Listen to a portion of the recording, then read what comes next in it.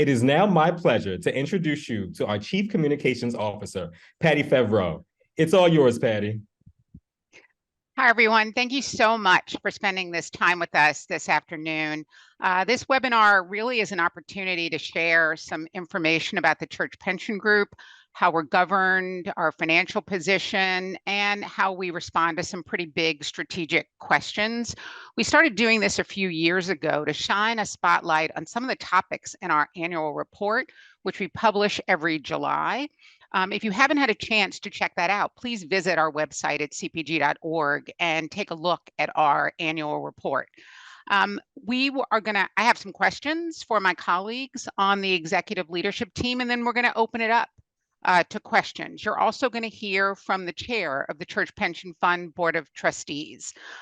Feel free to ask your questions, as Jermaine mentioned, but I will say to you that if you have a question about your personal circumstances, we will be getting back to you personally. We are not going to respond to individual questions during this webinar. We really want this to be focused on CPG's strategic issues and not individual challenges, though we will respond to you after this.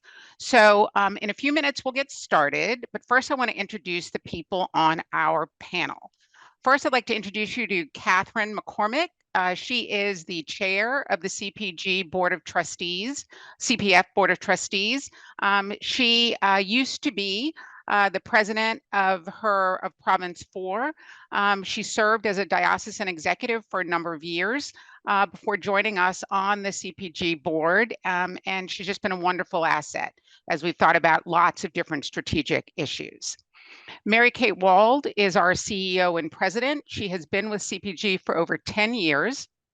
She brings with her a wealth of experience in different types of business and law and taxes. And she's also traveled a lot around the church during her tenure at CPG. So many of you may have seen her or had the opportunity to see her during her tenure. Frank Armstrong is our Chief Operating Officer. He is responsible for our client-facing programs and all 3 lines of business. And he is going to share with us later what is going on in those areas.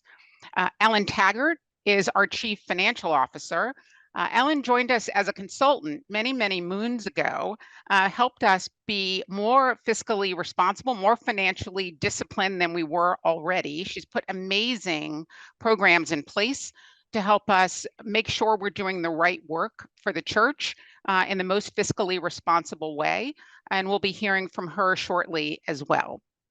Finally, on the ELT, I would like to introduce you to our newest member, and that is Michael Hood, who is our Chief Investment Officer. He's succeeded Roger Saylor as Chief Investment Officer, and he oversees the investment program for the Church Pension Group.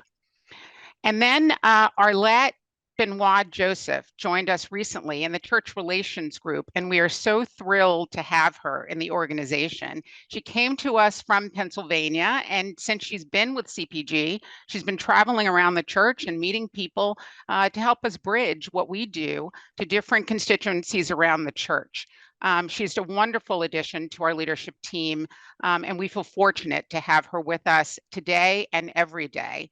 And before we get into the questions, I'm going to ask Arlette if she would please lead us in prayer. Thank you, Patty. I'm delighted to. Let us pray. Loving and gracious God, we ask you to direct us in all our doings with your most gracious favor, and further us in your continual help, that in all our works begun, continued, and ended in you, we may glorify your holy name. And finally, by your mercy, obtain everlasting life. Through Jesus Christ, our Lord. Amen. Kathryn you so much, Arlette. So I would like to kick off by asking Kathryn a question. Kathryn currently serves as the chair of the Church Pension Fund Board of Trustees. She's been on the board for 11 years. She's here with members of the executive leadership team. We are all present at the board at the board meetings, and we have a really great collaborative relationship. I'd like to start by asking Kathryn if she could set the stage for us and offer some perspectives about how the board works with CPG and what it's like working with the management team at the Church Pension Group. Thank you, Patty, and thank everyone for being with us this afternoon and taking the time to listen to us. I have been working with CPG for over 31 years as diocesan administrator and board member, and have always been impressed with the professionalism, the management of the fund, and how really important it is. But I also want to stress that it goes way beyond just the executive leadership team. All of the employees demonstrate the core values of CPG: professionalism, compassion, and trustworthiness. And whenever you work with anyone in the organization, you really understand that they understand why they are at CPG and who they're serving. So that has been very important to me. And as serving on the board, I've realized how vital it is to the functioning of the fund. Many people may not realize that we have $17 billion under management with the Church Pension Fund. It's the board's responsibility to oversee that management. And we're constantly looking at our investments. And because of our growth in investments, we're able to offer so many more products and services and benefits to our beneficiaries than their assessments pay. So it's vital that we have very strong management, and I totally support the work that is being done at CPG. Thank you so much, Kathryn. Mary Kate, now I'd like to turn it over to you. Mary Kate, as I said before, is our CEO and president. She is also a member of the CPF Board of Trustees. During Mary Kate's tenure, she spent a lot of time driving and reinforcing clarity around the vision for the organization, the purpose of the organization, making sure everybody at CPG is aligned, and making sure the church understands why we are here and what we feel called to do.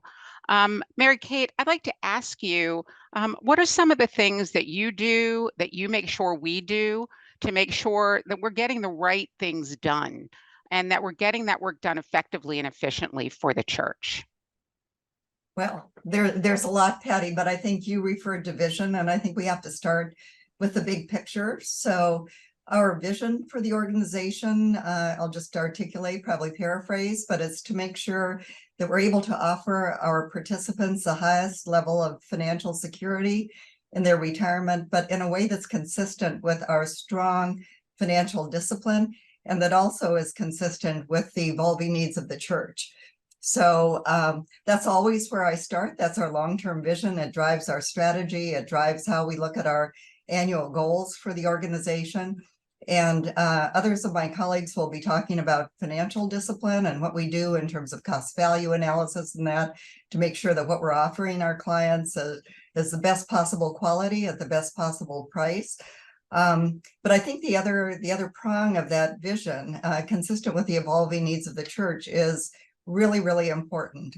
We don't sit up in an ivory tower kind of thinking, what do we think the church needs, in a vacuum? We're out in the church all the time, and we pride ourselves on being out, having listening events with various demographics to understand particular problems of different demographics, having educational events where we get feedback, attending many church events where, again, we have contact with our clients and feedback, and we're always there listening. And I have to say, one recent listening event that was really, I have to say, near and dear to my heart, because I was out in Minnesota for a meeting with clergy serving in Indigenous communities. And I grew up right next door in North Dakota, and there were clergy from North Dakota as well. And hearing really the heartbreaking and challenging and difficult stories of those clergy and how kind of what we do at the pension fund intersects with their needs. And at the end of the meeting, I got probably the best compliment that we at CPG could ever get. And that was that someone said to me, Mary Kate, what you've accomplished is that we know now that you know us. You don't just know about us, you know us. And so that to me just encapsulates what we're always trying to do to satisfy ourselves, that we're really listening for the evolving needs of our clients. So in terms of all the work that we do around that, Patty, it kind of falls out of that, what's our vision, what's our strategy, that, how do we stay financially disciplined? That kind of easily dictates the rest of what we do. So big picture answer to your very specific question. And that's all because of being good fiduciaries for the pension fund. Yes. So this word fiduciary comes up a lot. Whenever we talk about our role, our responsibilities, our fiscal discipline. And it's a word that we understand within the business, but it's not a word in common discussion out there in the world. So Mary Kate, could you just tell us a little bit about what that responsibility means and how being a fiduciary impacts the work of the Church Pension Group? We do use that word a lot, and I have to say that it's not discretionary. As a pension fund, we're subject to a plethora of regulations and the scrutiny of many regulators. We're subject to review by the New York State insurance regulators. We're subject to review by the IRS. And there's a litany of others. So it's not discretionary that we act as fiduciaries. And some people may see that as limiting, but actually the common interest of all of those who regulate us is to essentially ensure that we are using our assets for the people and purposes that we are mandated to use them for. So it's actually a very good thing. And we take all of these rules and regulations very seriously. What it means is that, yes, there are restrictions, but it ensures that we're good stewards of our assets. So what are some of the rules? I mean, some of them are we can't use clergy assets to pay benefits to lay participants and vice versa. We're limited to some extent in how we can invest. We can't invest from a discretionary standpoint, leaving money on the table in order to do good deeds. So there are restrictions, but at the end of the day, it's with a really noble purpose to make sure that we are safeguarding the assets for our clients who need them to have that financial security when they retire.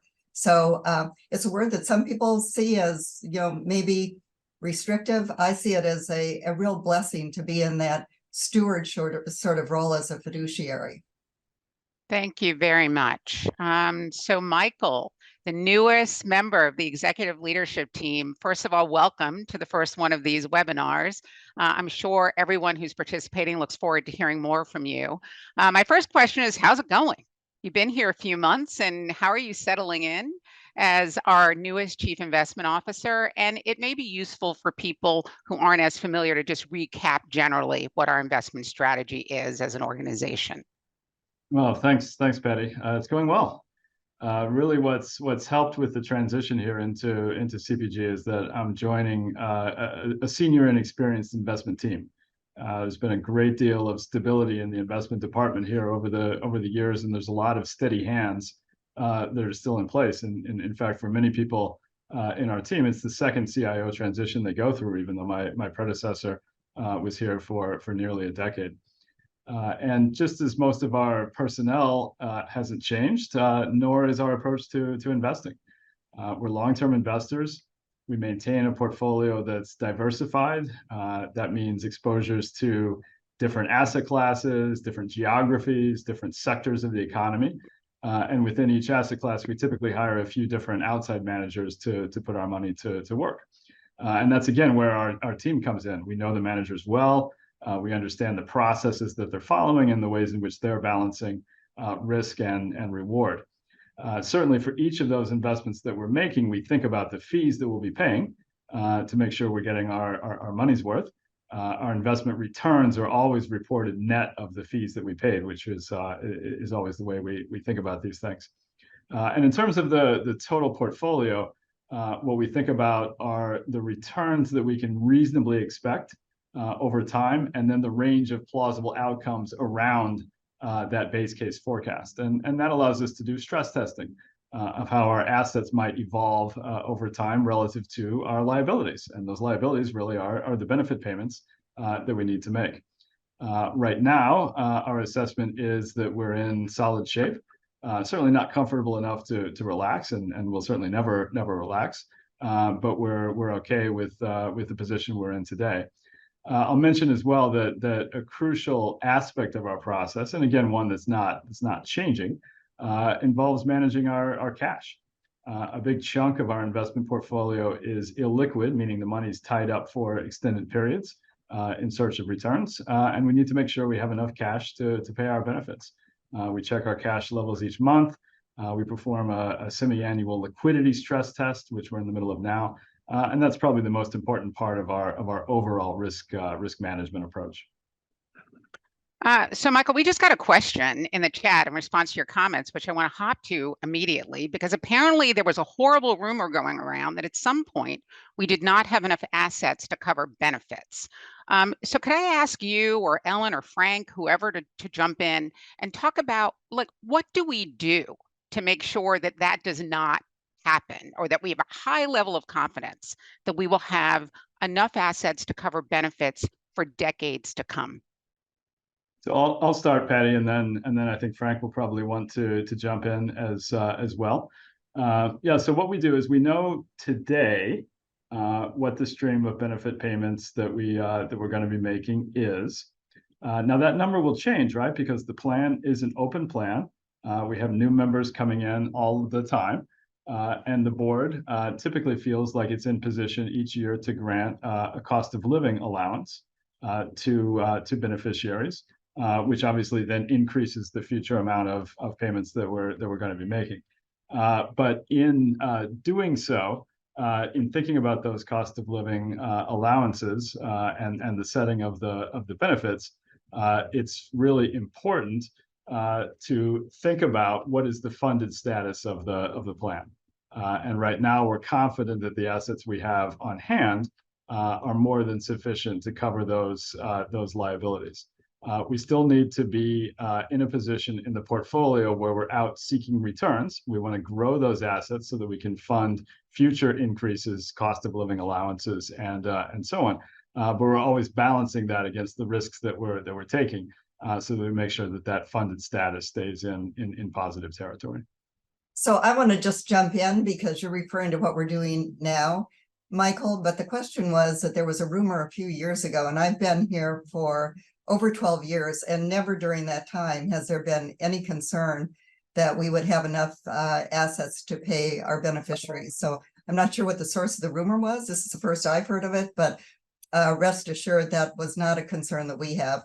We're cautious, we're careful, but we have not in modern times had a concern that we were in danger of not being able to fulfill our promises. Thank you very much. If I could just add, I don't know what it may be that, and this is something that Kathryn sort of alluded to earlier, is that the assessments that we collect do not cover the full cost of the benefits, and that might be sort of in conversation how things, and that may have been, phone tag sort of things saying we don't have enough assets to cover the current. We do have enough, so I'm just saying everything that Mary Kate and Michael said, but we stress tested as well because bad things can happen. They have in the past and they will again. It's just, make sure that we have enough, assets, not only to pay, those, that forecasted benefits forever. We project out forever, which is an actuary's dream. And we look at that funded value and we say we have to have assets above that for when rainy days happen, so we can go through that. And because we collect about 50 cents on the dollar for every new entrant that comes into the clergy pension plan. So that might be a little bit where that, conversation came through. Well, thank you, Frank. Let's stick with you for a few more minutes. Frank is responsible for 3 lines of business and all of our client-facing efforts. The church is changing, as it always has, and will continue to do so. Can you update us on some of the things that we're doing to adapt to changing needs, evolving needs of the church? Certainly, Patty. There's a lot that I could go into here, so I'll try to keep us on time. I guess I'd start with where you're saying the changing environments that we work in our businesses that we face. as a reminder for those, we have 3 lines of business: our employee benefits business, our property and casualty, and our publishing. And that's how we fulfill our purpose, as Mary Kate said before. We exist to serve clergy and lay employees of the Episcopal Church, and we do that by operating these 3 lines of business. And they each come with their sort of unique risks and complexities, also those changing landscapes that we pay attention to. There's also some macro factors that impact all 3 of the businesses that I just help in context before I get to where our focus is, because it helps define our focus. And one of those is inflation, and one is weather patterns. So a little bit on inflation. So all things have stabilized a little bit. All 3 of our businesses are still being impacted by that. For example, property and casualty, cost of lumber, cost of labor hasn't dropped down, before, the inflation in the past few years. To hire an engineer to take a look at things is more costly. And the value of the properties are higher. And that means premiums, all else equal, are higher, because that's a big piece of what goes into calculating that sort of stuff. Publishing, cost of printing, paper, cost of goods is still up, and we manage those things closely. And then in healthcare is a little bit differently, because there's a lagging nature of healthcare at least in the United States. Most hospital and physician groups are in multi-year contracts. So although inflation happened 18, 24 months ago, we're going to feel that in these contracts that are being renewed now in 24 and 25. So all that stuff's out there. And then weather is not unique. Changing weather patterns clearly directly impacts property and casualty. It costs more to repair things.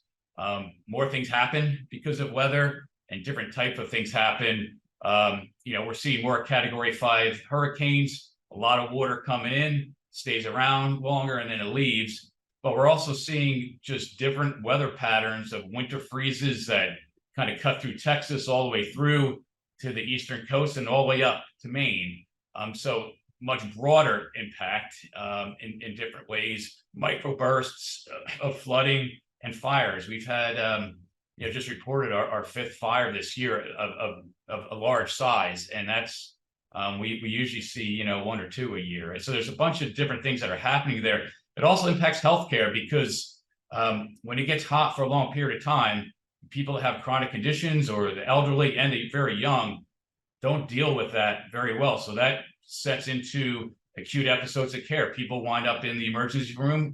When you're in the emergency room, what happens next is you stay in a hospital longer. So those things are happening, things that we take a look at and that we focus on, all in that financial discipline that was talked about before. Every decision we make, and I'm sure Ellen will talk about this more, is really centered around first value. What do we expect to realize out of anything that we're thinking about? And that's from, as Mary Kate said, listening to understand these changing needs. And we really say, well, what can we do? What can we do about that? And what do we expect to happen? Once we lay that out, then we get into, okay, what are the costs? What's the intensity of effort, so that we can stay focused on making sure we meet those short and long-term financial commitments, so that we can pay the pension tomorrow and pay the pension, 100+ years out. So that sets a little context of, it's how we define our areas of focus. We evolve with intent. And I'll just mention a few things that we're focused on right now. We're in the midst of 3 big multi-year projects. It's all around modernizing our systems, and then also managing our vendor relationships. And the reason we're doing it is so that we can just get better at what we do, operationally more efficient, effective, that we can expand our capabilities, whether we do them ourselves or we work with vendors and contract that out, so that we can deliver better experiences for our clients, a better user experience. And then it will also help us respond more quickly to those changing needs. What we really want to be able to do is be quicker to market. When we stay current on what's going on in these industries. Sometimes it takes us too long, in my respect, to be able to bring solutions to that. We get to the other side of these big system integrations, we'll be able to move more quickly in optimizing the value of what we have to offer, and making sure that we can whatever we offer is affordable, which we know is another growing concern of our clients. Thank you so much. So Ellen, Frank teed you up a bit. For those of you who are not aware, the Church Pension Group has been around for a little over 105 years, and we have a pretty awesome responsibility, which is making sure that the institutions and individuals who serve the church have the benefits, property and casualty insurance, and publishing content they need, but also making sure they have the information they need in order to engage with, appreciate, leverage all of the products and services we make available to them. There are a lot of things we could do. We get asked to do a lot of things. And we have a very rigorous process that we go through and thinking about what we should do. Frank alluded to it earlier. Fiscal discipline has always been part of our DNA, but Ellen and her team go the extra mile to make sure we document expectations and that we are really disciplined in an explicit way about the work that we do. So Ellen, could you share with people a little bit of what you put us through from an expense management perspective?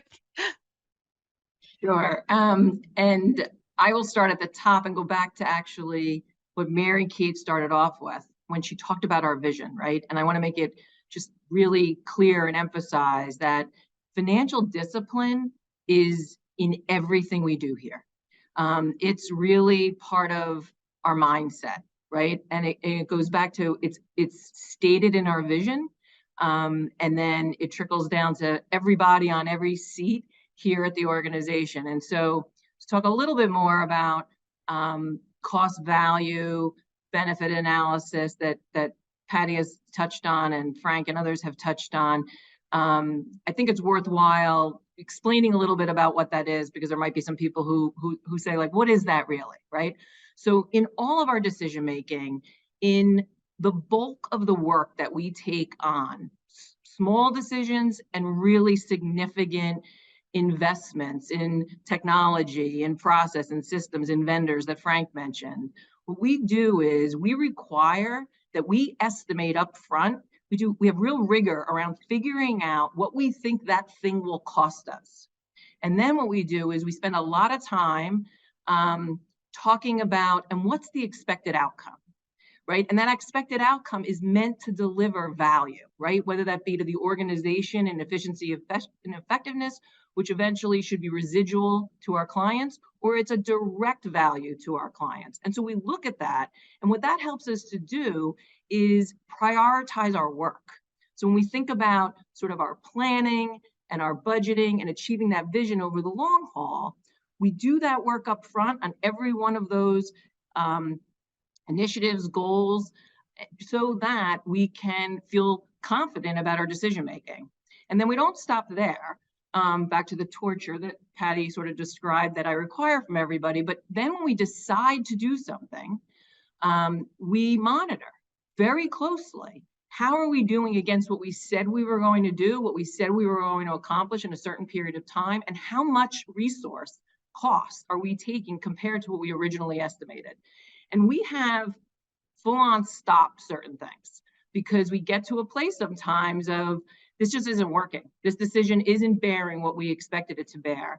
And that's not a bad thing when that happens, right? There's a learning in that for all of our employees and all of us that are involved. And then what we do is at the very end of a successful execution, of finally executing what we set out to do, we look at what we have actually spent compared to what we estimated, and we hold people accountable for understanding and explaining what that outcome was. And then we continue to measure the benefits, the value that we set out for that outcome over time and again, use all of that as learning for the next cycle, for the next decision, for the next big body of work that we're going to go into. It also might be worth talking about sort of on a broader level, we apply that same sort of mindset and rigorous approach to how we look at our annual budgeting. So we plan strategically in a 3-year increment, and then we look at what are the costs to achieve and deliver on that plan every single year. And every senior leader in the organization is expected to justify the cost that they are teeing up for their area for that following year.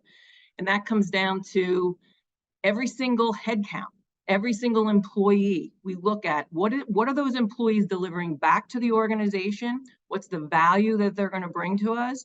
If there's open headcount or there's a request for new headcount, we've got, again, a pretty disciplined process of justifying why do you need that head? Why would we take on that expense? What would that return be? And then in the subsequent year, as the process continues, we look at what value did we get as we set out the prior year. Did we get that value that we expected from those resources? So that gives you a sense of sort of a broader way that we apply the cost benefit. And then, you know, we're always looking for continuous improvement. And I guess if you step back and you think of things on a more macro level, what we also do is we look at our expenses compared to third-party external benchmarks. So both our operating expenses and also our management fees, our custodial fees. And we don't, I'm happy to say that we fall out on those benchmarks in a mid-range to even lower end range of some of those benchmarks.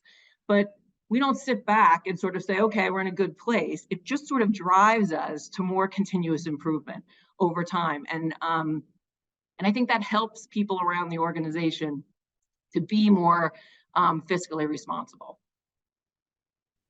Thank you, Ellen. And it wasn't torture. I'm thankful for all of the work that your team does. One small example, just to give people a sense of how this actually applies. We spent a lot of time thinking about how to deliver financial education to lay employees who don't have a constant, obvious connection to us. And so a few years ago, we came up with a pilot. It sounded like a really great idea called Stronger Together. And there was a lot of energy about putting this pilot together and all the different component parts. But we had to do the discipline of, okay, if this pilot is successful, how many people will actually attend these events? So we ran the pilot, and guess what? We didn't get the number of people to attend those events. So even though people on our team who were so excited about this program and were certain it was going to be successful, wanted to continue, we had to look at the numbers and realize that the benefit we expected just wasn't being realized by this program. So we had to make the decision to retire that program. It doesn't mean that we're not thinking of other ways to reach lay employees, but that idea just didn't bear the fruit we expected. So now we've moved on to other ideas. So that's just an example of holding ourselves accountable as we continue to look for new and different ways to serve the church. So Kathryn, if we can go back to you, General Convention is happening next summer in Louisville. For those of you who are there, please stop by the CPG booth or say hi to us in the very crowded hallways in Exhibit Hall. But at General Convention this year, our Board of Trustees, 24 of them, are elected by General Convention. Mary Kate is the 25th member of the Board of Trustees. This coming General Convention, we have people retiring off the board. We have 6 people who are current board members who are eligible for re-election, and there will be 6 new seats that are open for election to the board. Can you talk about the composition of the board and some of the things that you're thinking about, other people are thinking about, things we want people thinking about as we head into this election at General Convention? Sure. Thanks, Patty. Next year is a very important year because we will be electing 6 new trustees. All 6 of our incumbents will have, hopefully will be on the nominations list, and we encourage you to vote for those nominees, for the incumbents. And for those of you who are deputies who are listening to this webinar, when the bio material comes out with for the slate, please look at that. The nominating committee has done a lot of work to offer the church qualified persons to serve as trustees. We're also always we're always looking for professionals, particularly those who are working in their in a line of business that the Church Pension Fund has. For example, our investment area.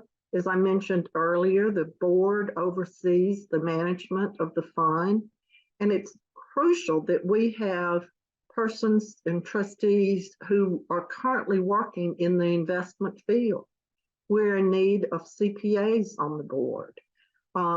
And interestingly, as people rotate off, and we are now in a situation that the majority, in fact, 13 of our returning trustees are clergy, bishops and priests.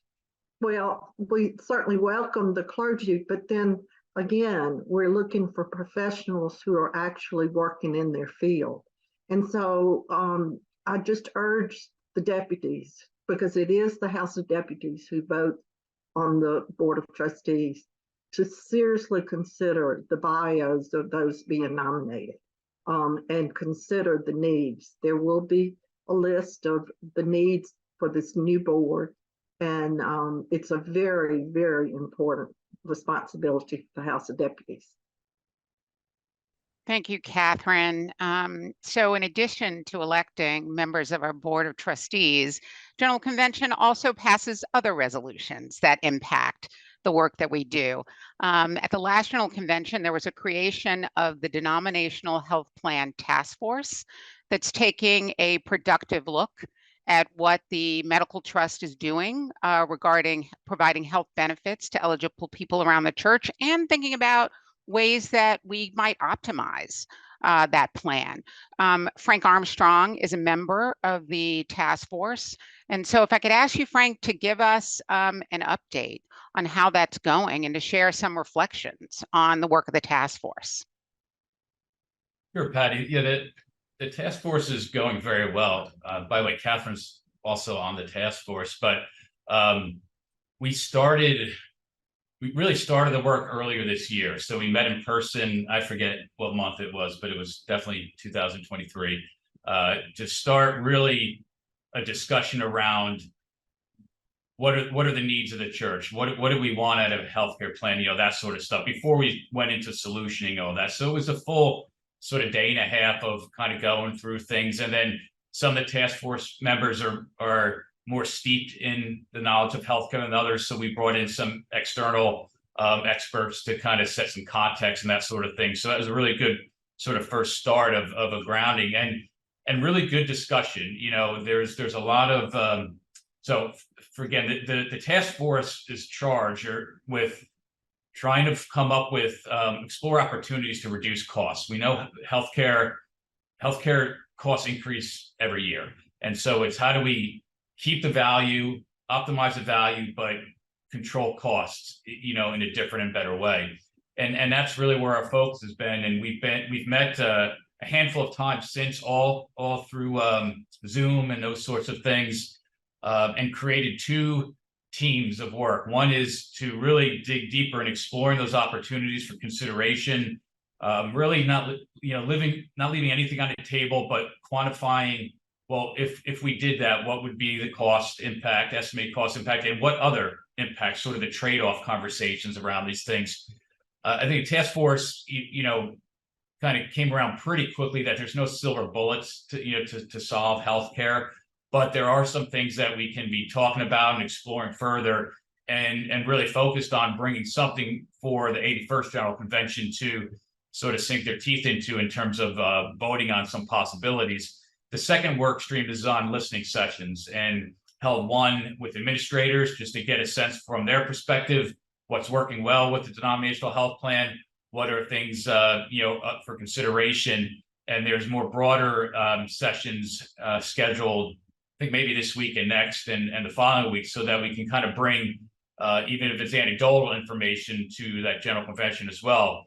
So we're on target to deliver our findings, the task force is, to the 81st General Convention. And I think this is going to be a continued dialogue, but at a minimum, this is really good work. This is something that's so complex, to try to solve it and vote on something in any one General Convention is not the right forum. So I'm really happy about where the discussions have been, and think that we will come up with some findings to share. Thank you. So before we turn to some of the participant questions, I'm going to ask this question, but then also refer to some of the participant questions because they're relevant. My question to anyone who chooses to answer it is, can you share something that keeps you up at night? So I'm gonna park that with you guys, but in terms of what keeps us up at night as an organization, we do a lot of work around enterprise risk. Somebody has asked about cyber attacks. And a lot of the work that we do is around that risk. If we could start with Ellen, who, in addition to being responsible for corporate finance, our technology group reports to her. Can you talk about our enterprise risk process, talk about cybersecurity and some of the work that we're doing? How much time do I have? Maybe that answers the question. Yeah, that's a lot to cover, but let me start with enterprise risk quickly so that I can frame it under where cyber falls out, if that helps. Yes. So we practice enterprise risk management here, which is basically, just so if people don't know, it's a process, a methodology to look at circumstances, events that could happen that would impact our operations and impact us on achieving our goals, our strategy, our vision at the highest level, right? And this team and our colleagues around the executive leadership team and our colleagues throughout the whole organization, bottoms up, spend a lot of time, again, a discipline that we have in place to talk about the risks to the individual business lines, as Frank described, the business lines across the functions. So we do a lot of bottoms up identification of risks that could cause those issues that I described, looking at the impact of those risks. So what would it mean if it actually happened? And then the likelihood. And we go through, again, a risk ranking process. And then all of that information, all that assessment bubbles up to the senior team. And we have our own assessment of looking across the enterprise. What do we think are the most significant risks, the principal risks for the organization? And to Patty's point, we describe them as what keeps us laying awake at night. These are the things that keep us awake at night. So sometimes it's a culmination of what has boiled up from the bottom, because there's themes that you might see across business lines, across functional areas, and sometimes not. Sometimes, across our group, when we look at this, when we look at risk holistically, we name it and claim it and identify it as a principal risk. And we go through that process, just so that you're all aware, twice a year formally, and then it's always embedded in our work. Enterprise risk management informs, again, everything we do, right? Because it's part of what we're doing. We're trying to mitigate or prevent those risks from happening. So we're thinking about that as we establish our goals, as we look at our strategy, as we look at our long-term vision. And one of the principal risks that has been with us for a while and continues to be with us, and I suspect will stay with us, is this risk around cyber events, around cyber attacks. And so, again, I'll try quickly to explain. So what we do is we employ here in-house a small group, but an incredibly smart, talented, well-experienced team of security personnel, employees that work for us. But what we recognized a long time ago is we can't do this ourselves. So this is an area where we, third party, we have vendors, a whole different plethora of different kinds of vendors who help us to do that prevention, do that monitoring, do that mitigation around cybersecurity. There's constant monitoring going on of our systems, of our communications, of our interactions. But those third-party vendors are really the ones who are employed to be hitting up against our systems, actually trying to break in every single solitary day. And then what we do is quite a bit of another area where people might get annoyed, but quite a bit of education for our employees. So we do everything from fishing out at employees. We are required to take certain types of training. It's all throughout the year. It's not a one and done. If you're one of the people who doesn't pass some of the surprise tests that you get, you are sent for remedial training. And then what we do is we also use as many opportunities as we can, whether it be through the property and casualty business, whether it be through client forums, to educate clients about cyber, right? Because as clients are coming in to our systems, they could bring a vulnerability with them to us, and the same in terms of how any of the clients might respond back to us. And so we use education in that way. And one of the things that I think many of you probably have experienced over the last couple of years, no different at CPG than you have in other parts of your life, is sort of how do you get access to CPG, right? You got to jump through quite a few hoops, which I know is annoying to people when you want to log in and you actually want to get at your own information and your own data. But that's all been put in place following best practices to ensure that we can keep ourselves as secure as possible. Thank you so much, Ellen. You did a great job in talking about years of work in a short period of time. I appreciate that. So now we're going to turn to some of the questions. I'm going to combine some of them. Again, if we don't get to your specific question, we will, but we will respond in some way through another client communication. Frank, someone asked that you speak more about changes that we're contemplating for the health plans. And then we also got a question about, and I'm paraphrasing, about the financial rationale for the GMA. Okay. Yep. So first with the denominational health plan, so that's healthcare for active clergy and lay employees. And so I want to hold off. The task force is still doing its work, so I don't want to get ahead of the game there on that. But I will say we're responsible to continue to operate the plant. So we're looking at things, we CPG as well.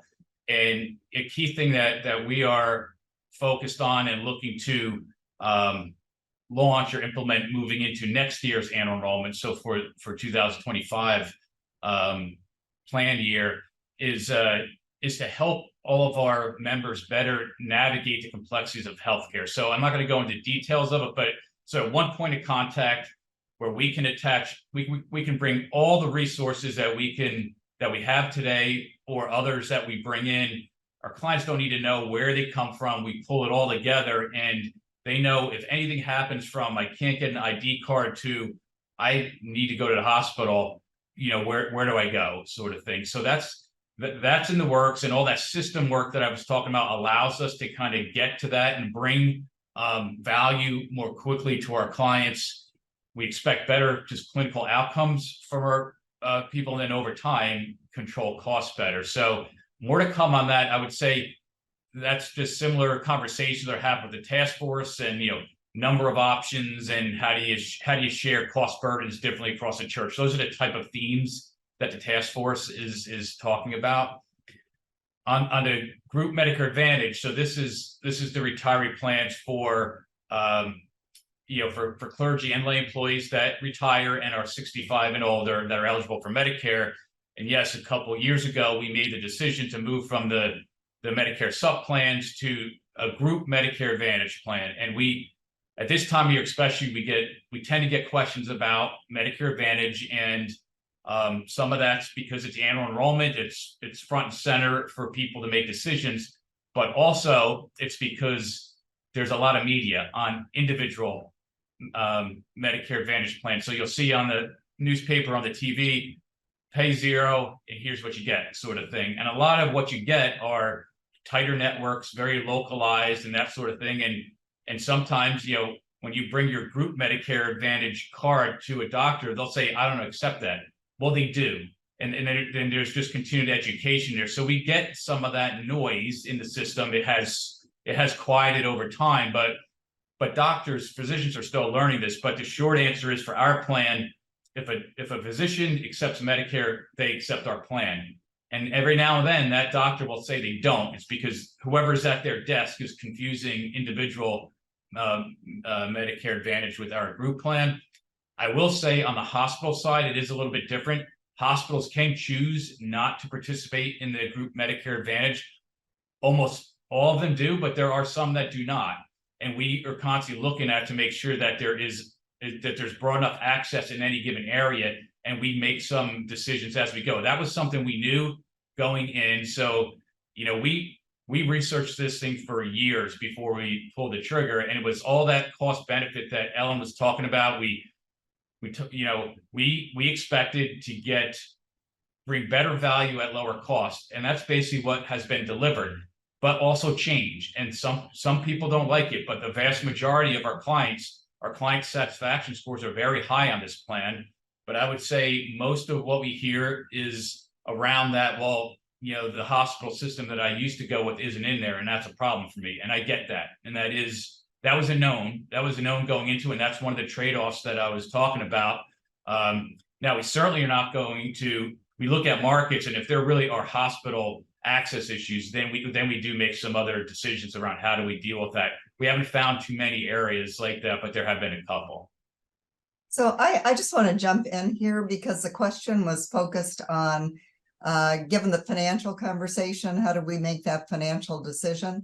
And I think the important thing that I want to highlight that you said, Frank, is that this started not with the financial decision, but how do we get the best possible care for our clients? And we determined that this option provided better care, more comprehensive care for our clients. And then when we did the homework, also determined that we could also make it more affordable for our clients. But it started with what was the value we were offering to our retirees with their medical care. Things like home visits and meals and all sorts of things that they wouldn't get under our prior approach. So cost value, we looked at the value first, then we looked at the cost. Thank you for that clarification, Mary Kate. I appreciate it. Michael, we've gotten a number of questions about how we consider environmental factors, how we consider ESG. You can define that for people, what our take is, or they want to hear more about socially responsible investing, which is a portion of our investment portfolio. So could you spend some time on those topics, please? Yes, thanks, Patty. Those are good questions. I do need to start by hearkening back to Mary Kate's earlier discussion of our fiduciary responsibility, which means that we're obliged by law to do right by our beneficiaries, which means looking for attractive investment returns on a risk-adjusted basis. And we simply can't sacrifice that in pursuit of other goals. In the context of our portfolio, what we think about is impact investment or socially responsible investment, and where we can find investments that meet our needs in terms of the likely return, but also carry other benefits, whether that be in areas like affordable housing or climate risk mitigation. We certainly like to get those in the portfolio, and we do look for them very actively. We've got people in our team for whom this is a primary focus. But we do need to vet those ideas through our normal investment process. You mentioned ESG, which is an acronym for environmental, social, and governance factors. The way we think about those considerations is really in terms of the risks that we're taking, whether that's from climate change or poor corporate governance. And we expect all of our managers to evaluate those risks as part of their own processes. For us, it's less of a box checking exercise and really more about making sure that our managers are thinking about the risks they're taking in the portfolios that they're overseeing for us. I should maybe mention that on our website, you can see recordings of a series of talks and panel discussions that we host on this topic under the name Insights and Ideas, and that'll give you a lot more information about how we're thinking about and treating these issues. Thank you very much. Someone asked us, first of all, someone asked early on, what is some of the work that we do to communicate with clergy? And going back to the question of what keeps us up at night, one of the things that keeps me up at night, if I can answer this question as the moderator, is that we have these products, programs, and services that we make available to people who are eligible, lay employees and clergy. And one of the things that keeps me up at night is that there's a need out there that we are here to meet, and clergy and lay employees aren't aware that we are here to help. So some of the things that we do is we start communicating with people almost immediately when they onboard. We send out a lot of emails. We work with administrators at the parish level and the diocesan level so that they understand what products and programs and services are available. We post things on social media. We post things on our website. We interact with bishops regularly. We have a group of bishops coming in the next few weeks to make sure they are up to date on what's available to the people that they serve in their diocese. We have a team of people, benefit relationship managers, who are on the phone constantly and often travel around the church to make sure that the people we serve know what benefits, products, and services are available to them. We have a very robust education program, and I would encourage everyone to sign up for one of those programs. We have online learning and face-to-face learning. I am always open to new ideas. As Chief Communications Officer, I'm happy to talk to anyone who wants to talk to us. So if you have some ideas on how we could do an even better job of reaching new ordinands, I'm here to receive that and see what we can do. But that is an answer to that one question. So we have 2 minutes left. There's somebody visiting us with us who is from Liberia, who is struggling with their internet connection. And I'm using that as a prompt to remind everyone that this is recorded. I'm thankful for all of you who attended in the United States, outside the United States, but this will be available on our website for you to watch as you can later. There were a number of questions that we received that really got into personal questions. We will respond to you if we know who you are. If you did not identify who you are, please feel free to email us and we will get back to you about your personal situation. Check us out on cpg.org or on our social media channels. This is a webinar that we are hosting to bring you up to speed on our strategy and some of the big picture questions, but our goal is to be in constant communication with the people that we serve. So please do not see this as the only opportunity you have to speak with us. We are reachable, we travel, and we look forward to seeing you when we are out about around the church, when you are here in New York or at General Convention. So thank you for everyone who participated. Thank you to our panelists. Thank you, Kathryn, for spending time with us today. And I look forward to seeing and hearing from all of you in the days and years ahead. Have a great day.